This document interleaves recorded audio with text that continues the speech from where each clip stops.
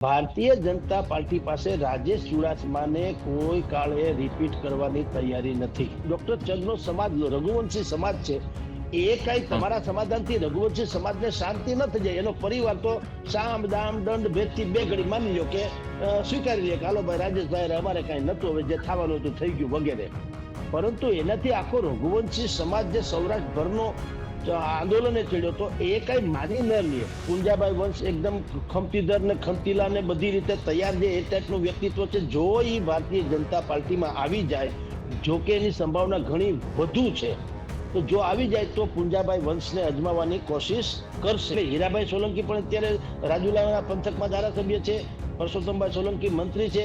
તો હવે દીપુબેનને જો લોકસભા લડાવે તો એક જ પરિવારમાંથી 3 થાય તો ઓલી પરિવાર વાદવાળી વાત જે નરેન્દ્ર મોદીની છે એ એને વિપક્ષને એક મુદ્દો મળી જાય. એટલે હવે દીપુબેનનું જરાક ઓછું ગણાઈ રહ્યું છે. કોંગ્રેસમાં તો one man army Vimalbhai Chudasama છે જ, બીજું કોઈ નામ અત્યારે ત્યાં ચર્ચામાં છે નહીં. એમાં પણ સુરેન્દ્રનગર જેવી જે હાલત છે, ટ્વિસ્ટ છે ને બ્રેકિંગ છે.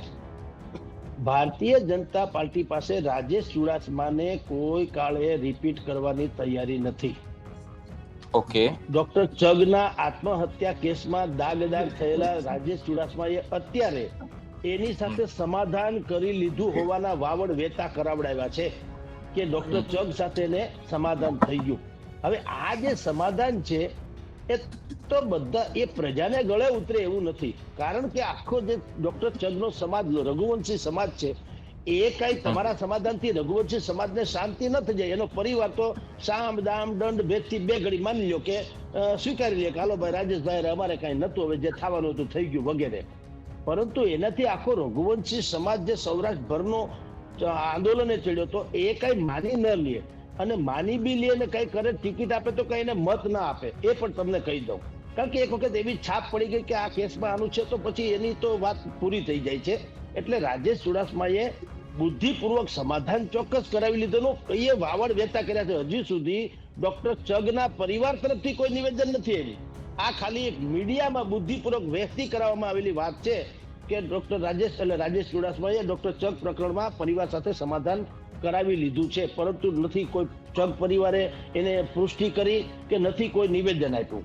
એટલે અટવાણું છે કે ભારતીય જનતા પાર્ટી, મેં આપને કીધું તેમ, સુરેન્દ્રનગરની જેમ જ આ જુનાગઢની બેઠક ઉપર પણ એક કોંગ્રેસના ઉમેદવાર ઉપર દાણા નાખી રહી છે, અને એ ઉમેદવારનું નામ છે પુંજાભાઈ વંશ, ઉના પંથકના છે.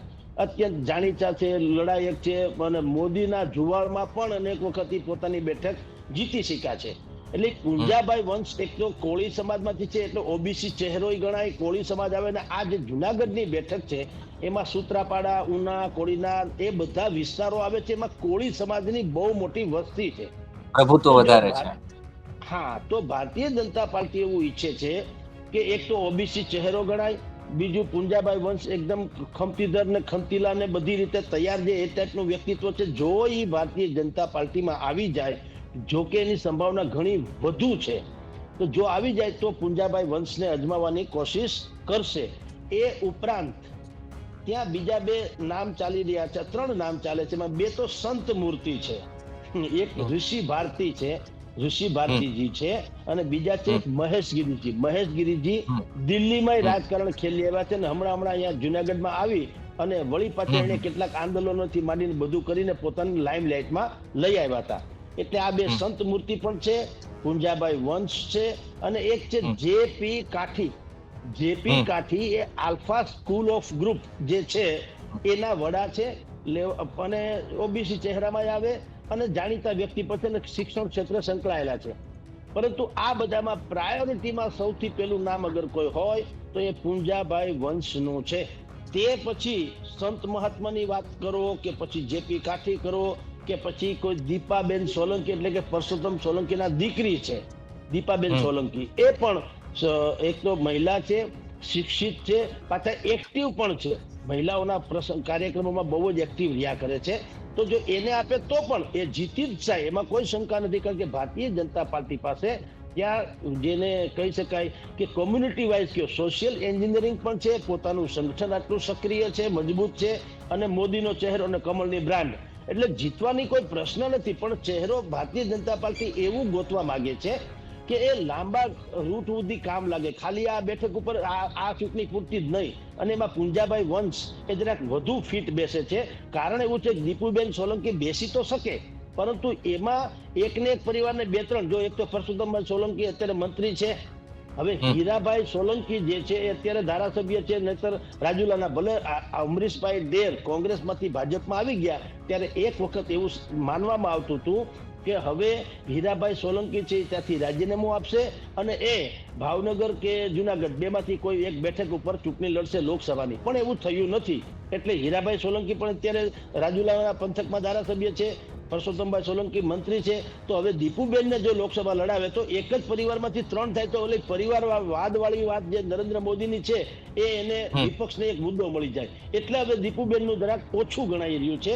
એટલે બે સંત મૂર્તિ જે છે ઋષિ ભારતી અને મહેશગીરી, આ બે પછી બીજા ઓપ્શન રહે છે. હવે જોઈએ છે કે બેમાંથી કોને, કારણ કે જો પુંજા વંશ ન માને તો. એટલે જુનાગઢમાં આ પરિસ્થિતિ છે. અને સામે પક્ષે કોંગ્રેસમાં તો one man army Vimalbhai Chudasama છે જ, બીજું કોઈ નામ અત્યારે ત્યાં ચર્ચામાં છે નહીં.